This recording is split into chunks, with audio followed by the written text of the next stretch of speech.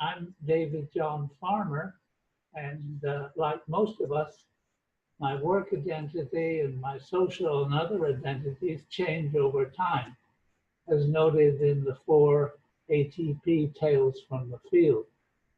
Presently, my work identity, if that's the right word, or non-work identity, is Professor Emeritus of Philosophy and Public Affairs at Virginia Commonwealth University, 1015 to now.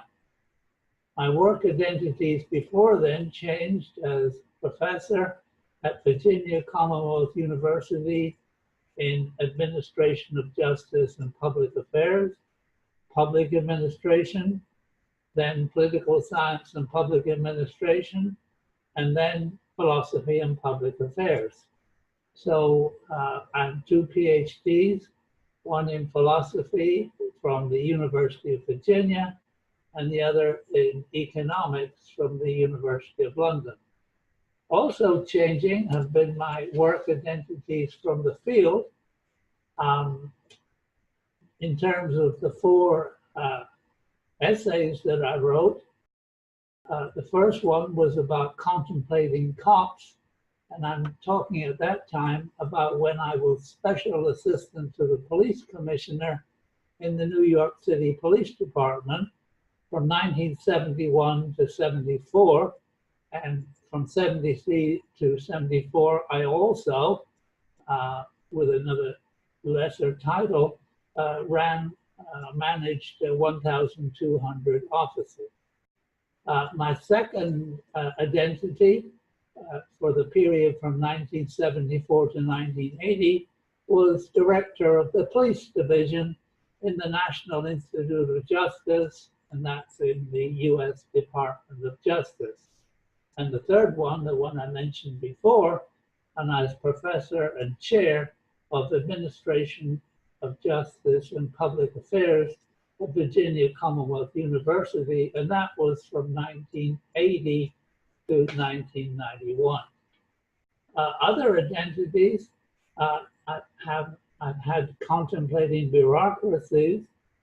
In terms of American identities, I've been management consultant at Public Administration Service in Chicago, Illinois from 1965 to 1970. And I did consulting jobs for 3 states and more than 20 cities throughout the country.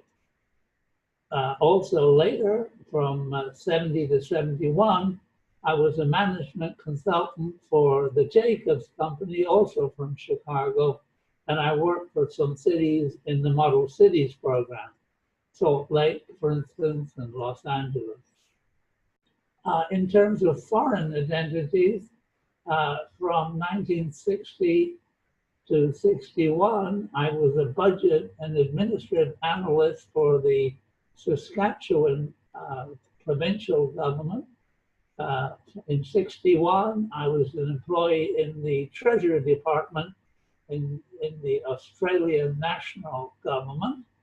And then from 62 to 65, I worked with the Ontario government in Canada, and that included being an economist in the Civil Service Commission, an organization and management consultant in the Treasury Department, and the chief of methods research in the Department of Economics and Development.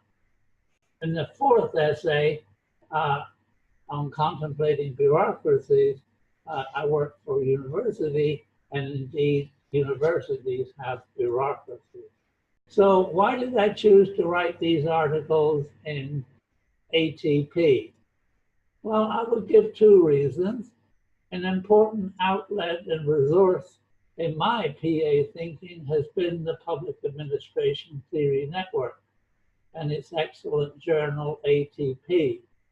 I was happy when editor Stacy Sabataro invited me to publish these 4 tales from the field, and when Tom Catlock indicated that he would write an introduction to each of the essays. Some 3 of my 7 books and more than 65 of my 85 or so papers, reviewed articles in various journals, have analyzed different aspects of liberating PA theory from the shackles within traditional PA, and towards what I came to analyze as post-traditional public administration. But none of those stressed a close relationship between identities and theoretical analysis. So, for example, consider the complexity of our changing narratives. Consider your own: parent, young person, old person, cell phone addict, and others. Consider discussion of the philosophy and sociology of narrative identities. Is it timelessly true that I am me and you are Shahi? Don't readers have identities just as writers do? And these 4 essays consider work identity. What are the central points of the articles? I would say 4.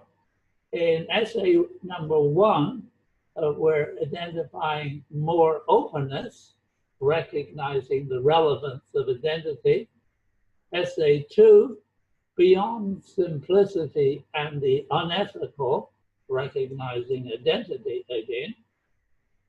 Essay 3, outside of the box, recognizing identity. And essay 4, a post-traditional consciousness, also recognizing identity.